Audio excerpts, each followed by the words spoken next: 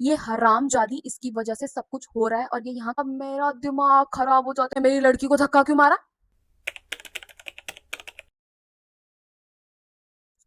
Hello, and I'm back with another story time. So this story starts when I was in class 6.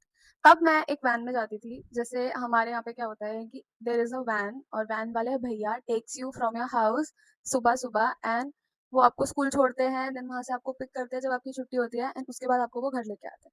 तो मैं first से लेकर 9th class तक I use to go by this van और उसी van में एक नए भाई बहन आए थे। So we gonna call them Chingu and Mingu.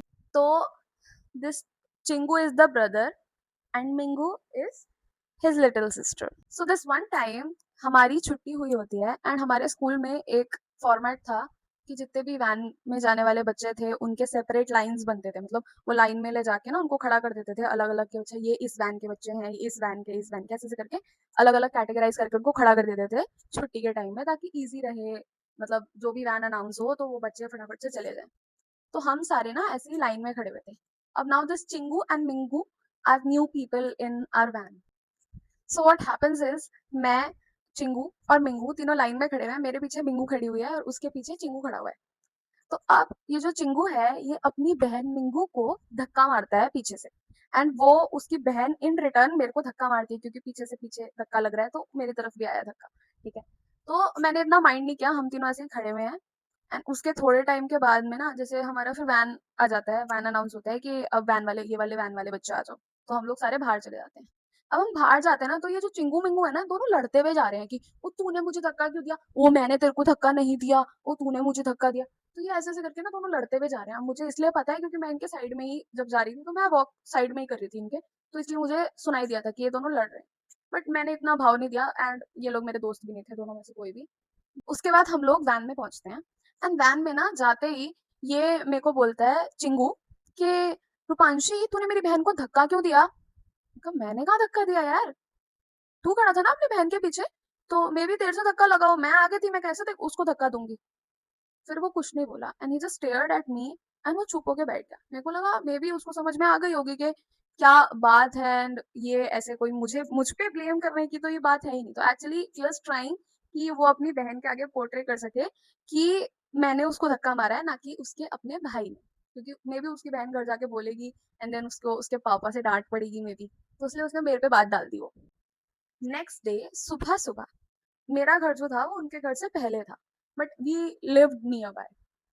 तो मेरे को पता था उसका घर, but he did not know कि मेरा घर कहाँ है क्योंकि मेरा स्टॉप उससे पहले आता था। तो सुबह सुबह भैया ने मुझे पिक किया पहले, फिर हम गए चिंगू मिंगू के घर। सुबह सुबह रोज उनके पापा उनको छोड़ने आते थे। तो अब वो सुबह सुबह अंकल आए हैं अपने बच्चों के लिए खड़े में, हम वहां पहुंचते हैं। तो उनके ना पापा जैसे ही वैन खुलता है ना वो बोलते हैं रूपांशी कौन है तुम में से? और मैं ऐसे देख रही हूँ अंकल को, हाँ जी अंकल बोलिए, ऐसे एकदम स्माइलिंग फेस के साथ, क्योंकि सुबह सुबह का टाइम है, सब अच्छे मूड में होते हैं।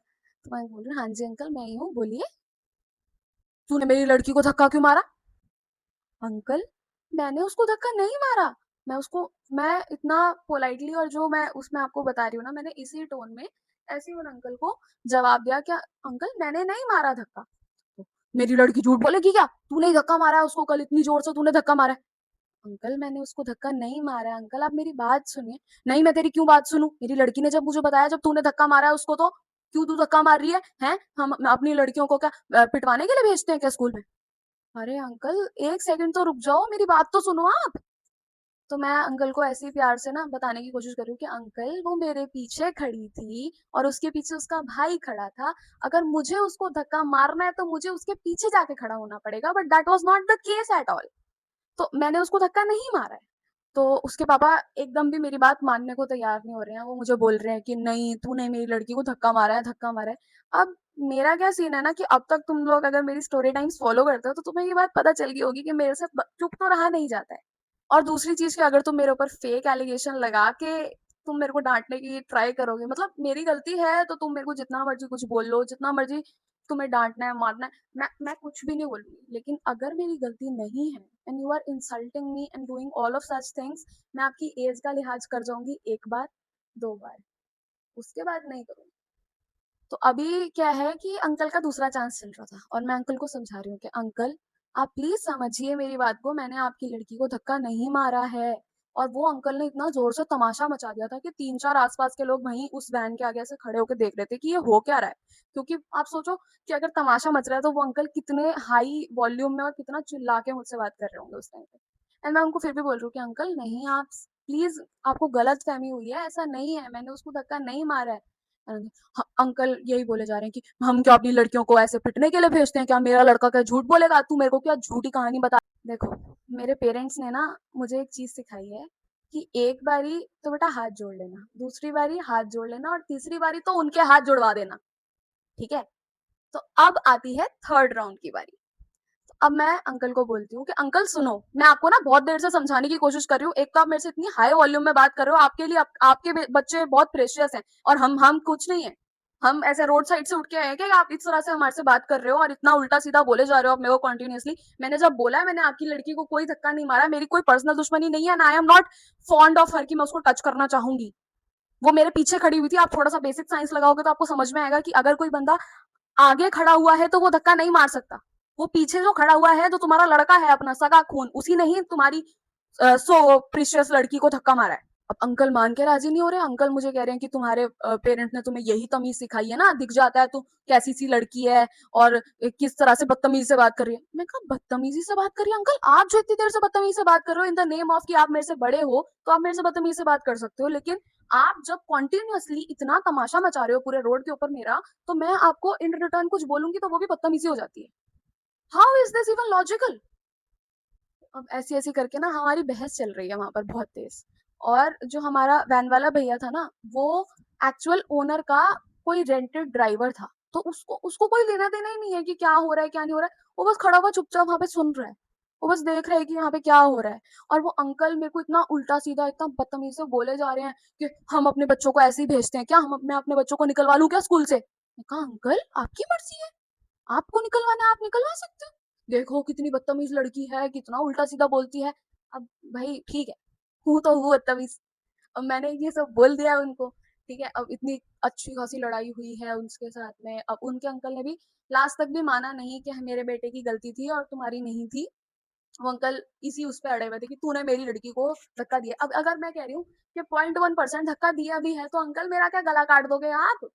क्या करूँ मैं? जिससे आप समझ जाओगे कि ठीक है भाई, हो गया होगा। और इतनी भीड़ होती है, आपको थोड़ा-सा तो खुद भी सोचना चाहिए ना कि इतनी भीड़ में अगर धक्का लग भी गया होगा, बट यार धक्का लगेगा कैसे यार? पीछे अगर कोई बंदा, मैं अगर अभी भी सोच रही हूँ तो लगेगा कैसे यार धक्का? अगर मैं पीछे खड़ी हूँ तो या तो मैं कोनी मारूँ उसको, ठीक है? क्योंकि आगे से धक्का लगने का तो सवाल ही नहीं पैदा होता। एनीवेज़, तो होता क्या है कि अब धक्का वाली बात हो चुकी है, अंकल से लड़ाई हो चुकी है और मैं चली गई हूँ अपने स्कूल। अब मैं स्कूल से घर आती हूँ एकदम गंदे मूड के साथ में कि आज तो इतना दिमाग खराब हो गया है मेरा, आज सुबह-सुबह ही मेरी इतनी गंदी लड़ाई हो गई है और ये वो ऐसे-ऐसे करके मैं घर पर आके ना अपनी मम्मी को सारी चीज़ बताती हूँ। एंड मेरी मम्मी आते ही मुझे बोलती है, "रुपांशी तू ज़्यादा बोलती है यार, तू ज़्यादा मत बोला कर, चुप रहिया कर थोड़ा-सा, ना ऐसा नहीं था।" अब इतना ज़्यादा सुनने के बाद में मैंने बोला तो मैं मम्मी को ऐसा-ऐसा बोल रही हूँ, बट मेरी मम्मी इतना ज़्यादा बॉदर नहीं करती इस बात को एंड वो वहीं पर ही उस चीज़ को ऐसे कर देती है कि हाँ ठीक है, ओके, जो भी होगा। अब शाम को मेरे पापा आते हैं एंड मेरे पापा को मैं ये सारी बातें बताती हूँ कि पापा मेरे साथ आज ऐसे-ऐसे हुआ, एक अंकल ने मुझे इतना डाँटा, इतना सब सुनाया और मैंने भी उनको बदले में सुनाया बहुत सारा। तो मेरे पापा मेरे को रिटर्न में पता है क्या बोलते हैं? "तुझे उनका घर पता है?" एंड मैं पापा को ऐसे देख रही हूँ कि पापा नहीं, इतनी भी कोई बड़ी बात नहीं हुई है। "तुझे उनका घर पता है?" "हाँ, पता तो है, लेट्स गो।" भाई साहब मेरा दिमाग खराब हो जाता है कि यार हम क्यों जा रहे हैं यार, नहीं लड़ाई करनी यार। पापा इतना ऐसे शक्ल पे तो नहीं दिखा रहे होते हैं, बट पापा बोलते हैं उसका घर पता है ना, तो मैं वो घर लेके चलूंगी। एंड उस टाइम पे रात हो रही है एंड मेरे दिमाग में 100 बातें चल रही हैं कि यार मेरी वजह से लड़ाई हो जाएगी, ये हो जाएगा, वो हो जाएगा। एंड अब हम उनके घर जा रहे हैं, पापा मुझे फोर्सफुली ऐसे लेके जा रहे हैं कि चल उनके घर, मुझे उनका घर बताइयो। अब हम जा रहे हैं, तो मैं, मेरे पापा और मेरे चाचू, हम तीनों के तीनों उनके घर जा रहे हैं अभी। अब हम वहां पर पहुंचते हैं। अब मैं पापा को कह रही हूँ, पापा क्यों, क्या ज़रूरत है ऐसी करने की? पापा रहने दो ना, कोई बात नहीं, छोटी-सी बात ही तो थी, कोई ऐसी इतनी बड़ी बात भी नहीं थी, इतना कुछ हुआ भी नहीं है। तो पापा कहते हैं कि कोई तुझसे ऐसे बदतमीज़ी से बात करके इस तरह से नहीं जा सकता और अगर आज मैं इस चीज़ को नहीं रोकूँगा ना, तो कल को ये चीज़ दोबारा हो सकती है। ठीक है? किसी किसी को इतना राइट नहीं है कि कोई तेरे को इतना बदतमीज़ी से बोल के और ये सब हरकतें करके चला जाए। ठीक है। अब हम वहाँ पहुँचते हैं, उनका घर टिंग-टोंग हम करते हैं। अब वहाँ से उनके चाचा जी निकल के आते हैं घर में से एंड वो आके बोलते हैं, "हाँ जी, क्या काम है आपको?" तो मेरे पापा कहते हैं कि मुझे ना जो भी चिंगू और मिंगू के पापा हैं, उनसे मिलना है। तो कहते हैं वो तो घर में नहीं है अभी। तो मेरे पापा कहते हैं अच्छा कब तक मिल सकते हैं फिर? मेरे पापा इतने आराम से बात कर रहे हैं, अभी कोई लड़ाई झगड़ा स्टार्ट नहीं हुआ है। तो उसके चाचा कहते हैं ओह तुम वही हो ना, ओ तो ये तो वही लड़की है, इसने मेरे मेरे भाई से आज कितनी बदतमीजी से बात करी थी, मुझे याद है इतना तमाशा मचा था पूरे रोड के ऊपर। हाँ कितनी बदतमीज लड़की है आपकी, आपने अपनी बच्ची को तमीज नहीं सिखाई क्या? उसके जो चाचू होते हैं वो मेरे पापा को डायरेक्ट ये बोलने लग जाते हैं। अब मैं वहाँ पे साइड पे खड़ी हुई हूँ एंड मेरे पापा जवाब में बोलते हैं कि अगर तुम्हारे भाई इतने बड़े होने के बावजूद एक छोटी सी लड़की के साथ में इस तरह से लड़ाई करेंगे ना तो उसने सही किया। उसने बिल्कुल सही किया और उसने बिल्कुल सही जवाब दिए हैं तुम्हारे भाई को।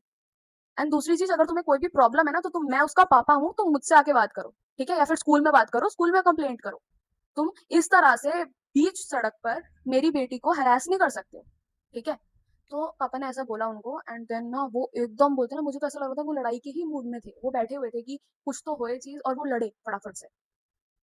अब उनके जो चाचा है ना वो एकदम ऐसा एकदम गुस्से में हो जाते हैं कि अच्छा तूने मुझे ऐसा बोल कैसे दिया, अब मैं तेरे को बताता हूँ मैं क्या हूँ, ठीक है? एंड मेरे पापा कहते हैं हाँ ठीक है ना, आजा बाहर, आजा चल देख लेता हूँ तेरे को भी। एंड मैं पापा को देख रही हूँ कि भाई हम यहाँ पे तो हम तो नॉर्मल बात करते हैं ना, यहाँ पे इतना क्या बंदे बंदों की बातें कहाँ से आने लग गई हैं?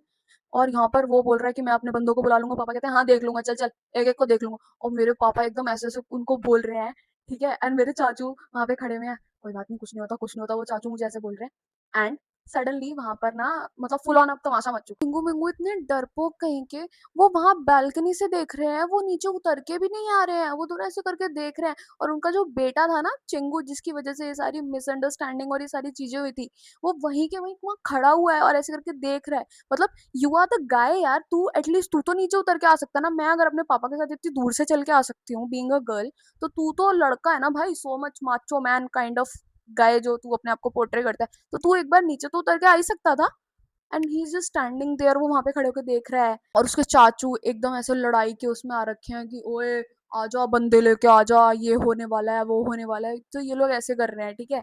एंड मेरे पापा किसी बंदे को भी नहीं बुला रहे हैं, मेरे पापा खड़े हैं हाँ ठीक है देख लूंगा, ओके। एंड मेरे पापा कोई ऐसे है भी नहीं, माई पापा is the most innocent person you know. वो बहुत एकदम ऐसे काम शांत स्वभाव की इंसान है। And I am just looking at him कि वो यार क्या कर रहे हैं। तो वो कॉल कर देता है एकदम, फीलिंग अंदर से I was feeling very happy कि at least my father is taking stand for me, कि कोई इंसान मुझे इस तरह से सुना के चला गया है, इतना उल्टा सीधा बोल के चला गया है and he is not letting that happen to me. तो मैं वहां पे ऐसे ना एकदम ऐसे हाथ दोनों ऐसे फोल्ड करके ऐसे वहां पे खड़ी हुई हूँ और देख रही हूँ सबको। तो उनकी दादी वहां से आती है, she says and I quote, ये हराम जादी इसकी वजह से सब कुछ हो रहा है और ये यहाँ खड़ी हुई है ऐसे मजे ले रही है, तेरे को अच्छा लग रहा होगा ना तेरे पापा और चाचू लड़ रहे हैं सबसे, तो मैं वहाँ पे खड़ी हुई हूँ एंड मेरी आंखों से आंसू आने लग जाते हैं वो चीज सुन के, क्योंकि मैं चाहे कितनी स्ट्रांग हूँ लेकिन end of the day I am very emotional. तो मेरे को बहुत हिट कर जाती है वो बात और मैं एकदम ऐसे आंसू से आने लग जाते हैं कि मेरी वजह से ये सारी चीजें हो रही है, बट एक्चुअली मेरी वजह से नहीं हो रही थी। To the younger Rupanshi, no, this was not happening because of you. It was happening because of those two stupid kids. अब क्या होता है कि वो लड़ाई जो है ना वो आगे बढ़ती जा रही है बढ़ती जा रही है। एंड उसके जो चाचू हैं वो बोल रहे हैं कि अब मैंने अपने बंदों को फोन कर दिया, अब वो आ रहे हैं, अब तुम्हें बताएंगे कि क्या क्या होता है, ठीक है? जो तुम आ गए हो ना यहाँ लड़ने के लिए हमसे। तो एंड हिज फादर लाइक जिससे मेरे पापा बात करने आए थे, he was nowhere to be found उस पूरे टाइम। तो मेरे चाचू को कहते हैं कि ठीक है मैंने भी अपने बंदे बुला लिए हैं। एंड वो ना उनको ऐसे फोन दिखाते हैं, 100 नंबर पे फोन कर चुके होते हैं वो, मतलब पुलिस को बुला लिया होता है मेरे चाचू ने। और जो वो लोग हैं वो सम सो कॉल्ड बंदे बंदों को बुला लेते हैं वो लोग। तो उनको शायद थोड़ी सी सेंस आ जाती है कि यार अब तो शायद पुलिस मेरे को पकड़ के ले जा सकती है, अब यहाँ पे हम बदमाशी नहीं कर सकते हैं।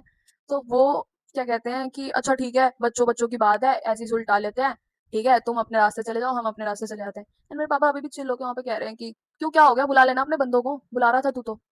एंड मैं पापा को कह रही हूँ पापा चलो ना यार प्लीज, बहुत हो गया, बहुत वैसे ही बहुत तमाशा हो गया। वो लोग फिर बहुत ज्यादा डर जाते हैं एंड बोलते हैं कि अरे अब जो भी हुआ प्लीज भाई साहब अब उसको खत्म करते हैं, प्लीज अब जाने दो आप, चले जाओ प्लीज अपने घर चले जाओ।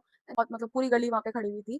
तो फिर हम लोगों ने भी सोचा कि यार चलो अब चलते हैं। मेरे चाचू और मैं मेरे पापा को ऐसे खींचते लेके आ रहे कि नहीं पापा बस छोड़ दो, अब जो भी हो गया, ठीक है? एंड देन ये चीज होती है एंड उसके बाद में हम लोग अपने घर जाते हैं बहुत मुश्किल से। एंड उस पूरी रात मेरे को नींद नहीं आती है क्योंकि इतना बड़ा तमाशा और लड़ाई मैंने अपनी जिंदगी में पहली बार देखी थी एंड अपने पापा का ये वाला रूप भी मैंने सबसे पहली बार देखा था। तो I could not sleep the whole night. But उसके एक वीक के अंदर अंदर उसके जो पापा होते हैं, उन चिंगू मिंगू के पापा, उन्होंने उसका ट्रांसफर करवा लिया। उस स्कूल में से किसी और स्कूल में ट्रांसफ़र करवा लिया 1 हफ्ते के अंदर-अंदर। एंड हमारी कोई बात नहीं हुई, कोई लड़ाई नहीं हुई उसके बाद में, कोई कनेक्शन नहीं था आपस में, कोई चीज़ नहीं थी एंड या ये वाली लड़ाई हुई एंड उसके बाद उन लोगों ने अपना ट्रांसफ़र करवा लिया। आई डोंट नो वो मेरी वज़ह से था या फिर किसी और चीज़ की वज़ह से था बट उसके 1 हफ्ते के अंदर-अंदर वो लोग वहाँ से चले गए थे। सो या आई am very happy right now अगर मैं उस चीज़ के बारे में सोचती हूँ, तो I am very thankful to my dad कि उन्होंने मेरा उस टाइम पे स्टैंड लिया and my father was the one who actually said कि नहीं, जहाँ पर ज़रूरत है वहाँ पर बोलो and if you are standing up for the right, I am always there for you and I am going to protect you. Nobody can just meddle around with you and just go away just like that. This is something which is not very good, but for my father's gesture, I am always proud of him about it. So that's it for this video. I hope you like it. I'll meet you in the next one. Bye bye.